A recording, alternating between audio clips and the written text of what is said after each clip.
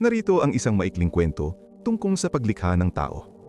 Nung wala pa ang mga pangalan at oras ay tahimik ang mundo. May lupa, may hangin, at may araw na marunong lamang magbigay liwanag. Sa gitna ng katahimikan, napansin ng may likha na ang mundo ay maganda, ngunit kulang. Wala itong tinig na magtatanong, kamay na mag-aalaga, at pusong marunong magmahal. Kumuha ang may likha ng putik mula sa lupa at hinulma ito ayon sa anyong nais niya. Hinipan niya ito ng hininga, hiningang may halong pag-usisa at tapang. At ang putik ay gumalaw. Doon isinilang ang unang tao. Ngunit napansin ng may likha na ang tao ay marunong tumayo, ngunit madaling maligaw. Marunong mangarap, ngunit madaling matakot.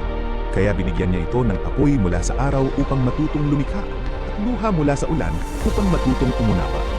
Mula sa hangin, binigyan niya ito ng mga salita upang matutong magsabi ng katotohanan. Sabi ng may likha, "Hindi kita ginawang perpekto. Ginawa kitang may kakayahang tumingin." At mula noon, ang tao ay natutong magtanim at magtayo, magkamali at bumangon, magmahal at magpatawad. Hindi dahil ganap na siya, kundi dahil araw-araw ay pinipili niyang maging higit pa sa kahapon. At hanggang ngayon, sa bawat yapak ng tao sa lupa, naaalala ng mundo ang unang hiningang nagbigay buhay. At ang tanong na kasama nito, anong uri ng mundo ang aking gagawin?